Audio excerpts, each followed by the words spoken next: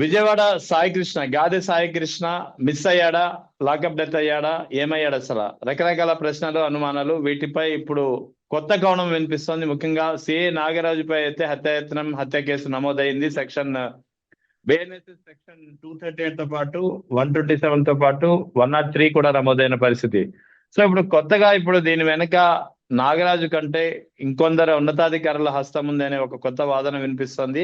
కొత్త కోణం అయితే తెరపైకి వస్తుంది. దీని గురించి మాట్లాడేందుకు మనతో జాయిన్ అవుతున్నారు retired additional SP Rajeshwara Reddy గారు. నమస్తే సార్. నమస్తే అండి. సార్, ఎలా చూడాలి సాయి కృష్ణ వ్యవహారం? లాకప్ డెత్ కేసు, మొత్తం లాకప్ డెత్ లేదా మిస్సింగ్ కేసు, దీన్ని ఏ విధంగా చూడాలి? సిఐ నాగరాజ్ పై అయితే కేసులు పెట్టింది పోలీస్ యంత్రాంగం, ప్రభుత్వం. కానీ వాస్తవానికి తెర వెనుక ఇంకొందరు ఉన్నారు. అసలు ఏం చెప్తారు మీరు? అసలు ఏం జరిగింది, ఎగ్జాక్ట్ ఏం జరిగి ఉంటుందని మీరు అనుకుంటున్నారు? రెహమాన్ గారు, జరిగిన సంఘటన అత్యంత దురదృష్టకరమైనది. మామూలుగా పోలీస్ వైపు కూడా, అంటే ఆఫీసర్స్ కూడా చాలా సఫర్ అయిపోతారు. వాళ్ళ ఫ్యామిలీ, చనిపోయిన అబ్బాయి వాళ్ళ ఫ్యామిలీ మెంబర్స్ కూడా చాలా సఫర్ అవుతున్నారు, మనం చూస్తున్నాం. అతని సాయి కృష్ణ తల్లి గోడు ఎల్లబోసుకుంటూ కనీసం మా కుమారుని బూడిదనే ఇవ్వండి మాకు అని అడుక్కునే పరిస్థితి ఉంది. అంటే వాళ్ళ కుటుంబం ఎంత క్షోభ అనుభవిస్తుందో మనకు అర్థమవుతా ఉంది. అదే విధంగా పోలీస్ ఆఫీసర్స్ కూడా ఒక మర్డర్ కేసు ఫేస్ చేయాలంటే రోజు నేరస్తుల్ని వేటాడే మనిషి ఈ రోజు వేటాడబడుతున్నాడు. ఆయన కోసం టీమ్స్ కూడా వెతుకుతా ఉన్నారు అన్నట్లా చెప్తా ఉన్నారు, కనిపించడం లేదని. మరి అది కూడా పోలీస్ ఆఫీసర్ గా, నేను ఒక మాజీ పోలీస్ ఆఫీసర్ గా చాలా హృదయాన్ని దహించే విషయం. అది చాలా దురదృష్టకరమైన సంఘటన జరిగింది ఇది. కానీ దీంట్లో చాలా అసలు విషయాన్ని ప్రక్కదారి పట్టించారండి. ఇంతవరకు రాజకీయ నాయకులు కానీ, లేకపోతే ప్రెస్ కానీ, మీడియా కానీ అన్ని కూడా ప్రక్కదారి పట్టించారు. దీంట్లో నేను చాలా రోజుల నుంచి నేను మా పల్లెలో వ్యవసాయం చేసుకుంటా ఉన్నాను. నేను దీన్ని ఎక్కువ ఫాలో కాలేదు.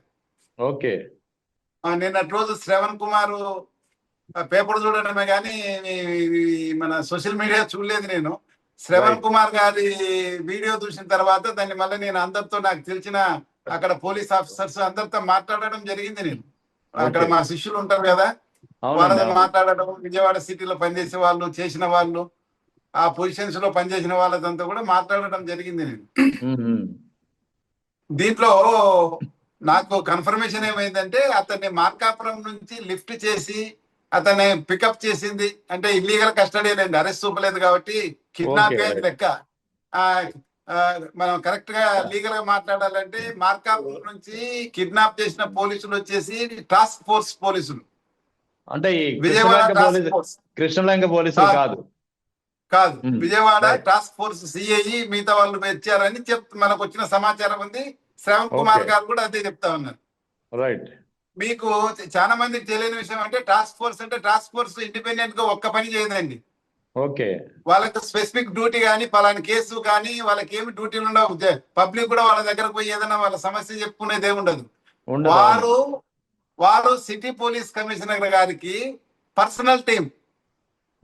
సిటీ పోలీస్ కమిషనర్ కి ఎవరైనా కానీ సిటీ పోలీస్ కమిషనర్ కి పర్సనల్ టీం, వాళ్ళతోనే అన్ని పనులు చేస్తుంటారు, ఇంపార్టెంట్ టాస్కులన్నీ.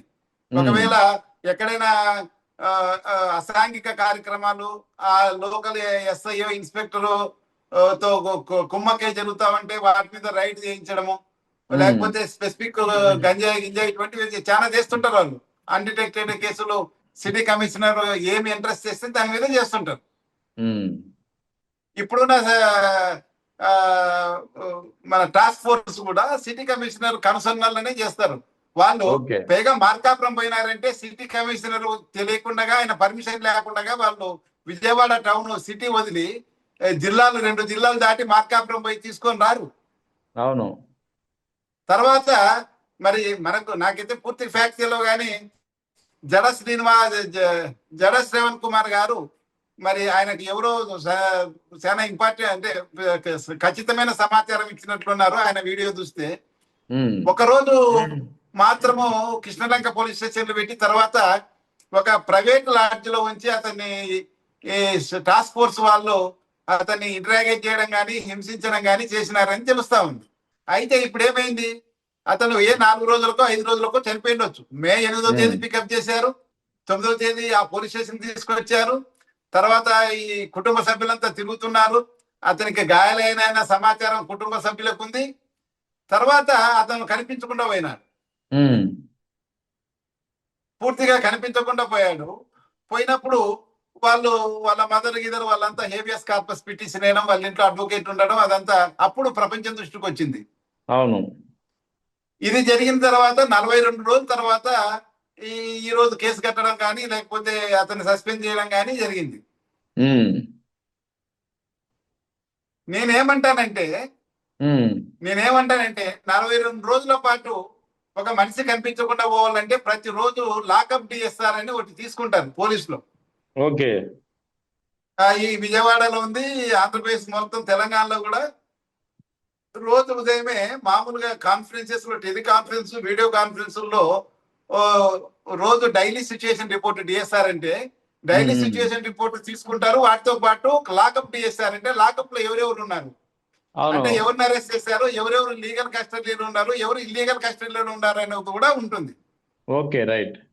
ఒకవేళ ఇల్లీగల్ కస్టడీ ఉన్నప్పుడు ఎందుకు అతన్ని ఇల్లీగల్ కస్టడీ పెట్టినా అంటే ఈయన అక్కడున్న రెస్పాన్సిబుల్ ఆఫీసర్ ప్రాపర్ గా ఎక్స్ప్లెయిన్ చేస్తే, సరే త్వరగా మీరు అతన్ని డిస్పోజ్ చేయండి, త్వరగా రిమాండ్ పంపండి, తొందరగా పెట్టుకోవద్దని ఒక సలహా చెప్పి అతని పైన ఉన్న ఏసీపీకో లేకపోతే ఇన్స్పెక్టర్ కూడా ఏమంటే మీరు త్వరగా ఈ కేసు డిస్పోజ్ చేసి అతన్ని లాకప్ నుంచి రిమాండ్ చేయండి, లేకపోతే పంపడం అని చెప్తారు సిపి గారు. Okay, right.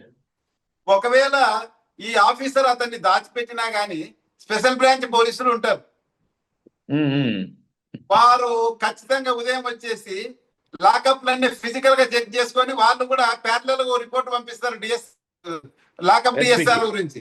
ఎస్పీకి పంపిస్తారు, సిటీలో అయితే సిటీ కమిషనర్ కి వెళ్తుంది. అదే ఎస్పీ లేదా కాబట్టి 42 రోజుల తర్వాత మాకేం తెలియదు, ఆ ఇన్స్పెక్టరే దుర్మార్గుడు, అతనే రెస్పాన్సిబుల్ అంటే కుదరదు. అవును. పైగా సిటీ కమిషనర్ కు నాలెడ్జ్ లేకుండా టాస్క్ ఫోర్స్ పై వాళ్ళు తెచ్చేది ఏం లేదు. సిటీ కమిషనర్ ఇంట్రెస్ట్ చేసిన వర్క్ నే వాళ్ళు చేస్తారు కాబట్టి సిటీ కమిషనరే రెస్పాన్సిబుల్ దాటికి. ఓకే. సిటీ కమిషనర్ ఉత్తర్వు మేరకే అతన్ని నర్సారా మార్కాపురం నుంచి పికప్ చేసుకొచ్చి ఏదో పోలీస్ స్టేషన్ లో పెట్టాలి కదా, వాళ్ళ టాస్క్ ఫోర్స్ పోలీస్ స్టేషన్ ఉండదు. అవును, ఏదో పోలీస్ స్టేషన్ లో పెట్టాలి కాబట్టి కృష్ణలంక పోలీస్ స్టేషన్ లో పెట్టారు. అదేదో ఒక వారెంట్ ఏదో పెండింగ్ ఉందన్నారు, అది వేరే ఇష్యూ. ఈ రోజు నీకు ఎఫ్ఐఆర్ ఇష్యూ చేస్తారు. ఎప్పుడు ఎఫ్ఐఆర్ ఇష్యూ చేశారు? ప్రతిపక్ష నాయకుడు వాళ్ళ ఇల్లు విజిట్ చేసి అదంతా రాజకీయంగా వాళ్ళకు నష్టం కలుగుతుంది అన్నప్పుడు, కుల సమీకరణాలని లెక్కేసుకొని వారికి నష్టం జరుగుతుంది అన్నప్పుడు, అదే కులానికి సంబంధించిన పవన్ కళ్యాణ్ గారు హోమ్ మినిస్టర్ కాదు. అవును, ఆయన పంచాయతీరాజ్, పర్యావరణము, అటవీ శాఖ ఏదో సంథింగ్ ఉంది కానీ హోమ్ సంబంధం లేదు. అవును. ముఖ్యమంత్రి గారి దగ్గర శాంతి భద్రతలు ఉన్నాయి, ఆయన రెస్పాన్సిబుల్ దీనికి ఏదైనా ఉంటే. అవును. ఒకవేళ ముఖ్యమంత్రి గారు డిస్కస్ చేయాలంటే గవర్నర్ అయిన హోమ్ మినిస్టర్ శ్రీమతి అనిత గారిని పిలిచి ఆమెతో డిస్కస్ చేయాలా, ఆమెతో డిస్కస్ చేయాలా, డీజీని డిస్కస్ చేయాలా, principal secretary for home discuss చేయాలా. మరి పవన్ కళ్యాణ్ ఎందుకు డిస్కస్ చేశాడు? గంటన్నర పాటు డిస్కస్ చేసినాక అతన్ని సస్పెండ్ చేయాలని ఒక నిర్ణయం తీసుకున్నారు.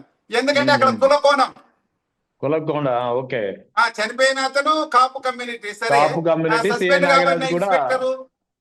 ఇన్స్పెక్టర్ కాపు కులస్తుడే, మరి కాపుల్ని ప్రతిదీ కులం కోనంత తెస్తే ఎలా అవుతుంది?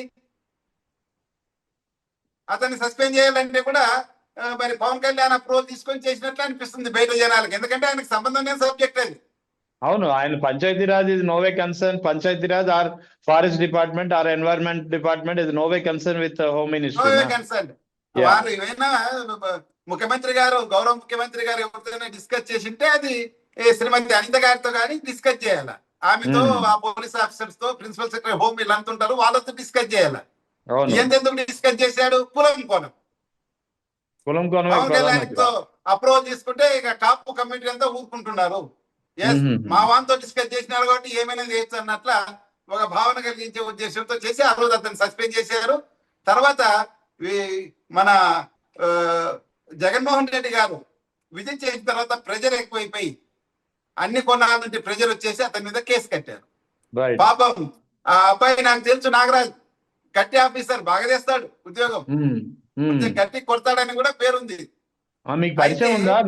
మీకు తెలుసా ఆ, సిఏ నాకు నాగరాజుతో? నాకు నాకు నాకు నాకు నన్ను నేను వెస్ట్ గోదావరిలో పనిచేసేటప్పుడు వారు భీమవరము తర్వాత తాడేపల్లిగూడెంలో పనిచేశాడు. ఆహా, రైట్. ఆ, అంతేగాని మరి అతన్ని ఎవరైతే అతను సాయి కృష్ణ, అతనితో అతనికి పర్సనల్ వైరం ఉంది. సాయి కృష్ణ పెద్దగా అతనేం రాబర్ కాదు, డకాయిటీ కాదు, ప్రాపర్టీ అఫెండర్ కాదు. అతను ఒక మర్డర్ కేసులు ముద్దాయి. ఇంతకుముందు కొన్ని కేసులు ఉన్నాయి, రౌడీ షీటర్.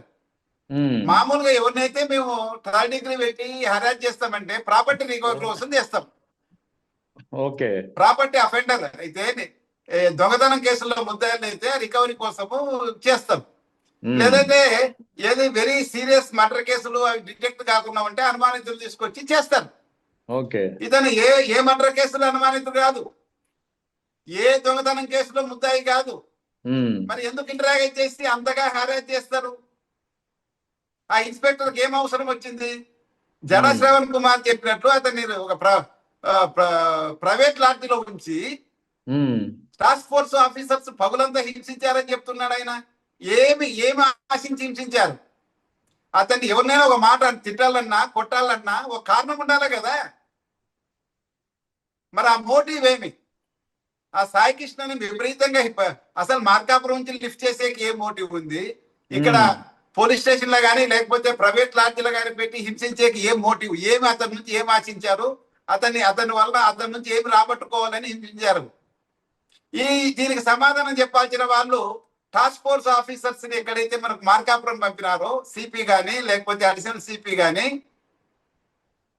ఆ పెద్ద ఆఫీసర్లు చెప్పాలా. ఎందుకంటే టాస్క్ ఫోర్స్ వాళ్ళ కన్సర్నర్ లో పనిచేస్తుంది, ఇండిపెండెంట్ గా మార్కాపురం పోరు.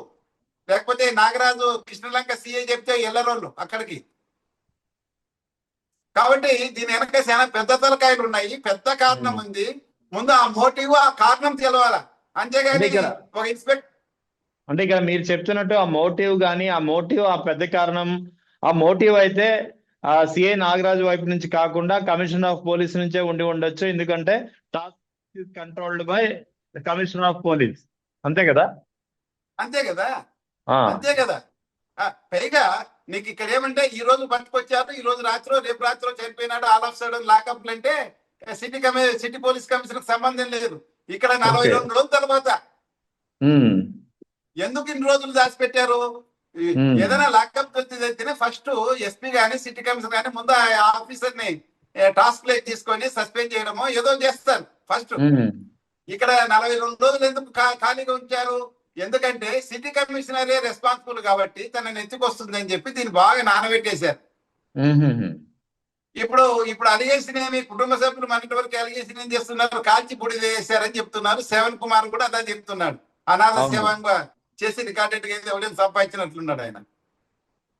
దానికి కూడా ఆ విధంగా ఏంటంటే కూడా సిటీ కమిషనర్ పర్మిషన్ లేదు, ఏం జరగదండి. మేమంతా 34 ఏళ్ళు సర్వీస్ చేశాం, ఇట్లా లాకప్ డెత్ సంఘటన చాలా చూసాం, మేము చాలా ఇన్వెస్టిగేట్ చేశాం.